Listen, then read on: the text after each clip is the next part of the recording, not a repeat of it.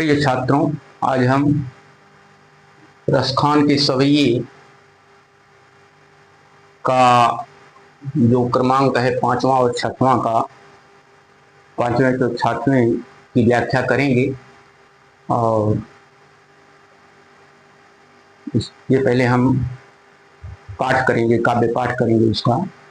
देखें कि कान्हे भई बस बांसुरी के, अब कौन सखी हम कांचे ही हैं। और निशिधाओं से रहे संग साथ लगी, यह सौतन तापन क्यों सही है। जिन मोही लियो मन मोहन को, रस खान सदा हमको दही है। और मिलिया वो सब सखी भाग चली, अब तो ब्रज में बसूरी रही हैं।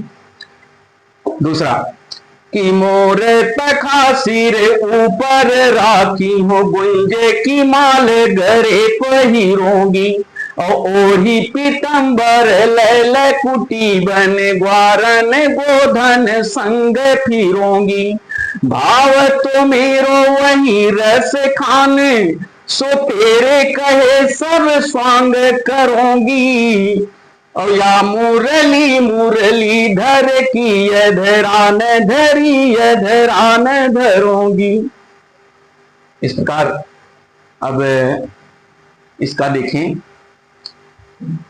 संदर्भ हुआ प्रस्तुत पद्यांश हमारी पाठ्य पुस्तक हिंदी के सवैया नामक पाठ से लिया गया है। इसके रचयिता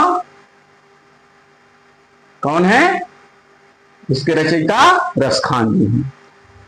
और संदर्भ देखें,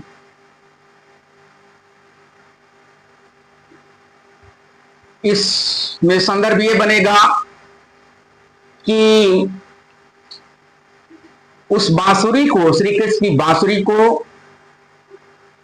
गोपिकाएं अपना सौतन मानती हैं, और इसलिए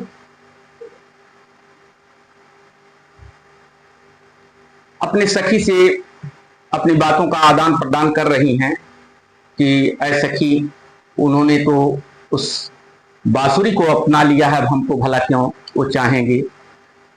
देखें, अब व्याख्या देखें। कान है भय बस बांसुरी के, अब कौन सखी हमको चाहिए।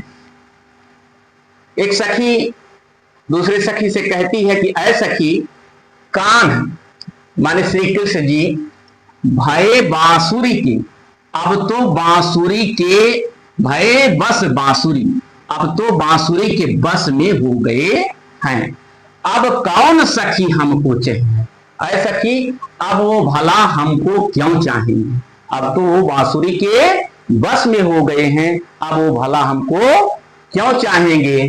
अब कौन सखी हमको, सखी वो भला अब हमको क्यों चाहेंगे। निशिधाओं से रहे संग साथ लगी, ये बांसुरी रात दिन, निस माने रात, धौंस माने दिन, रातों दिन संग साथ लगी, उनके साथ साथ लगी रहती है।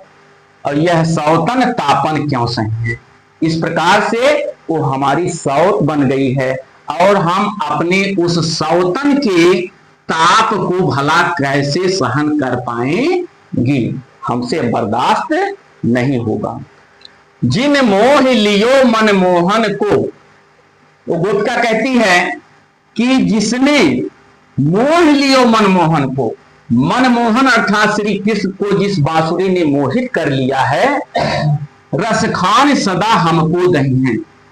रसखान जी कहते हैं कि गोपिका कहती है कि सदा हमेशा हमको दही है, माने दहन करेंगी, जलाएंगी, कष्ट प्रदान करेंगी। और मिल आओ सब सखी भाग चली। ऐसा कि अब तो हमारा विचार यही है कि हम सभी सखियां मिल करके यहां से क्या करें, भाग चलें। मिल आओ सब सखी भाग चली, यहां से भाग चलें। अब तो ब्रज में बांसुरी रही हैं, अब तो इस ब्रज में बांसुरी ही निवास करेंगी। अब वही बांसुरी ही रहें, हम लोगों की जरूरत नहीं है। देखिए इसमें भाषा क्या है, रस क्या है, छंद है, अलंकार है, क्या है, रस। इसमें श्रृंगार रस, श्रृंगार रस मिल रहा है, छंद सवैया, अलंकार अनुप्रास,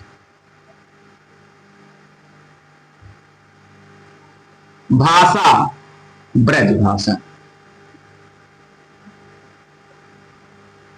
का प्रयोग हुआ है। और छठवें नंबर की व्याख्या देखें, मोर पखा सिर ऊपर राखी हो गुंज की माल गरे पहिरोगी। इसका पहले संदर्भ वही होगा जो ऊपर बताया गया है।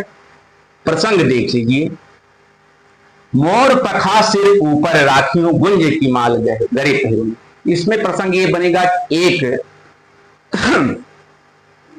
सखी कह रही है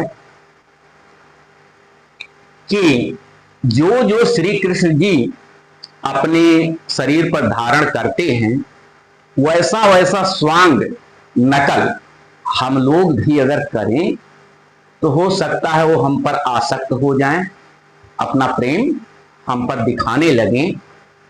तो दूसरी सखी कहती है तुम्हारी बात तो ठीक है, वो जो जो भी करना चाहेंगे करते हैं, जैसे गाय चराते हैं, बंसी बजाते हैं, कंबल लेकर टहलते हैं, गेंद खेलते, कुछ भी जो करते हैं हम सब कर लेंगे, यहां तक कि गुंज की माला मैं भी पहन लूंगी और मोर का मुकुट भी धारण कर लूंगी, लेकिन मैं एक चीज नहीं करूंगी।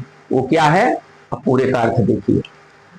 तो कहती है कि मोर पखा सिर ऊपर राखी हो। ऐसा कि तुम्हारे कहने से जिस प्रकार से श्री कृष्ण जी मोर का पंख अपने ऊपर धारण, अपने मस्तक पर धारण करते हैं, मैं उसी प्रकार से अपने सिर के ऊपर मोर पखा, मोर का पंख भी अपने सिर पर धारण राखी हूं, माने धारण कर लूंगी।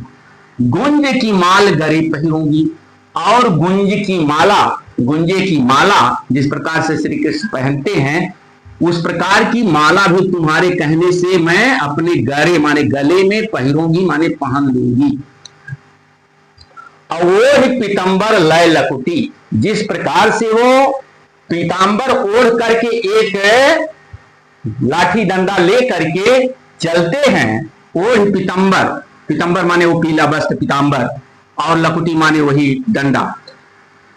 वो ही पीतांबर लय लकुटी, जिस प्रकार से वो पीतांबर ओढ़ करके गाय चराने के लिए या कहीं जाने आने के लिए लकुटी माने डंडे का प्रयोग करते हैं, वैसा भी मैं कर लूंगी। एक पीतांबर ओढ़ करके उनकी नकल कर लूंगी, एक लाठी डंडा लेकर के मैं भी चल लूंगी। उतना ही नहीं, वन गोधन ग्वारन संग फिरूंगी। उस वन में गोधन माने गाय बछड़ों के बीच में, ग्वारन माने ग्वाल बालों के बीच में, उनके साथ साथ संग में मैं भी घूमूंगी फिरूंगी। और उतना ही नहीं, भावतो ओ ही मेरो रस खान। रस खान जी कहते हैं कि वो नायिका, वह गोपिका कहती है कि मेरे रस खान अर्थात श्री रस के खान श्री कृष्ण को जो जो भावतो, जो जो अच्छा भाता है, अच्छा लगता है, वो ही वह है मैं, मेरो मैं, सो तेरे कहे सब स्वांग करूंगी। तुम्हारे कहने से मैं सारा स्वांग कर लूंगी, सारी नकल कर लूंगी, जैसे जैसे करते हैं वैसा वैसा मैं कर लूंगी।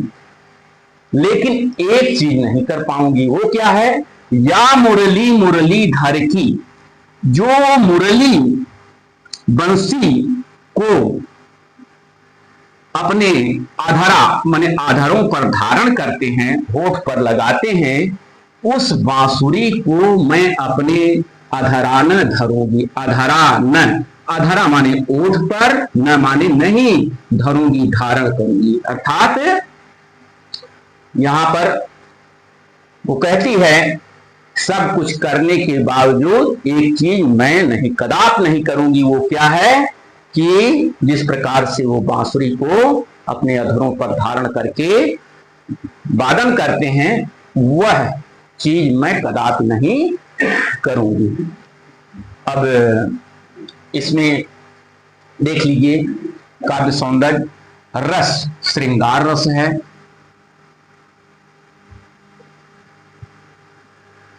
छंद सवैया है, भाषा ब्रज भाषा का प्रयोग हुआ है, अलंकार अनुप्रास अलंकार,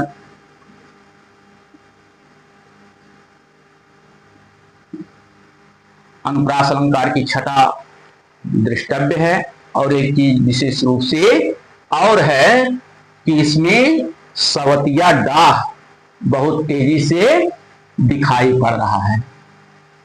बस आज की क्लास में बस इतना ही।